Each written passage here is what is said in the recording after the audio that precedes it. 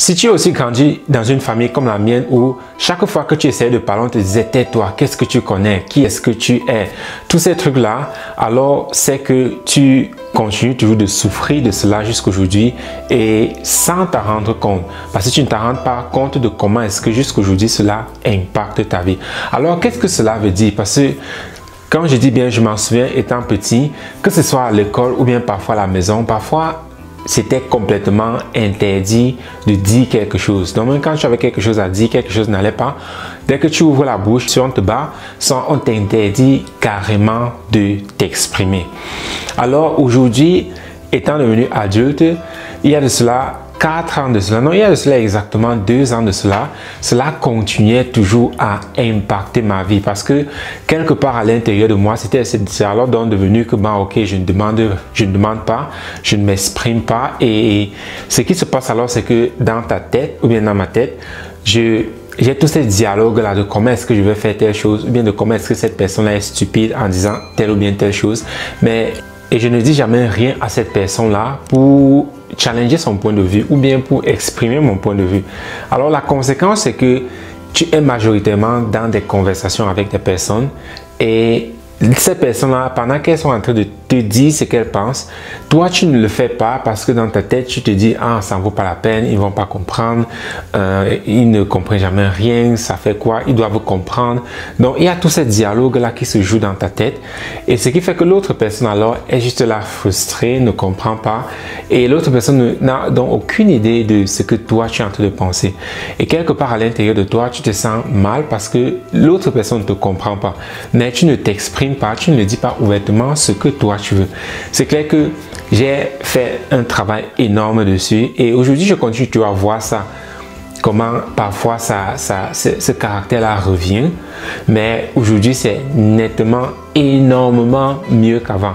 Alors si toi tu es encore entièrement dans un état pareil où tu as l'impression que personne ne te comprend, que les gens autour de toi ne comprennent pas, alors sache que c'est parce que ton niveau de communication est extrêmement bas. Oui, ton niveau de communication est extrêmement bas.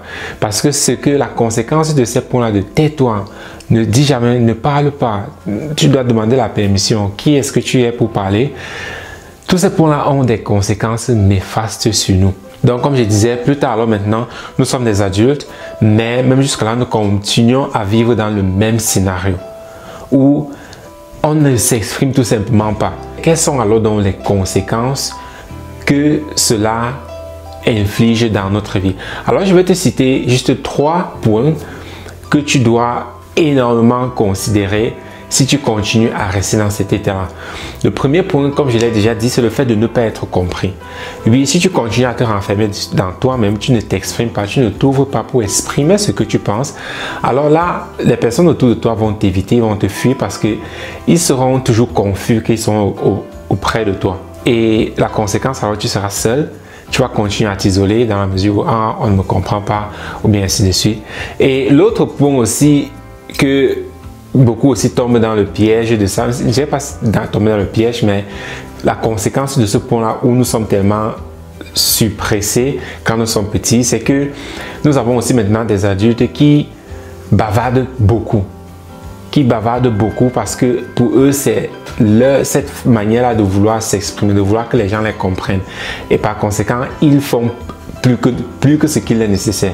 Donc ça, c'est dans cette conséquence-là. Soit tu es extrêmement calme parce que tu n'arrives pas à t'exprimer, soit tu parles trop tout simplement parce que tu veux cette attention-là des autres.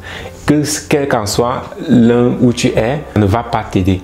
Donc la deuxième conséquence, c'est au niveau économique. Que tu sois un travailleur ou bien un entrepreneur, le fait de ne pas vraiment pouvoir communiquer exactement ce que tu veux, soit avec tes collaborateurs au travail ou bien avec ton superviseur au travail, cela entraîne une frustration à l'intérieur de toi, une tristesse et une colère qui se développent et qui continuent à s'accumuler avec le temps et après c'est du stress chronique et du cancer, des maladies et ainsi de suite. Tout simplement parce que tu es au travail, tu travailles, tu vois que tu apportes beaucoup à la compagnie, mais tu n'as pas l'aptitude de t'exprimer, dire que hey, ok, mes qualités ont augmenté et par conséquent, j'aimerais que mon salaire augmente. Étant donné que une compagnie, si tu ne demandes pas, à 99% des cas, elle ne va pas augmenter ton salaire de façon intuitive par elle-même. Donc, elle ne va pas prendre l'initiative par elle-même d'augmenter tes revenus. Donc, c'est toujours à toi, l'employé, d'aller dire, OK, voici ce que j'apporte maintenant à la compagnie. Donc, j'aimerais que mes revenus aussi augmentent.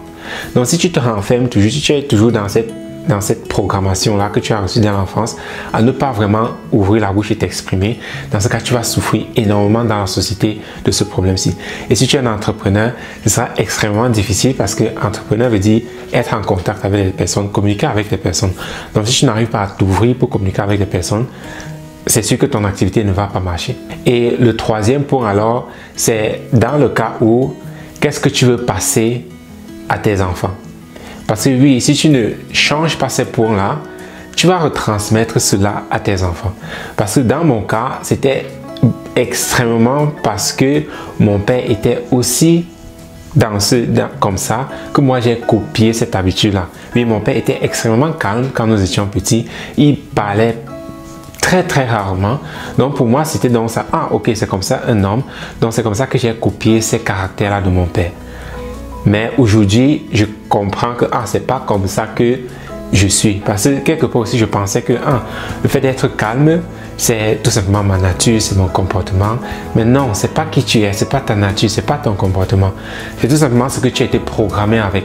Ce sont les résultats de la programmation de ton environnement.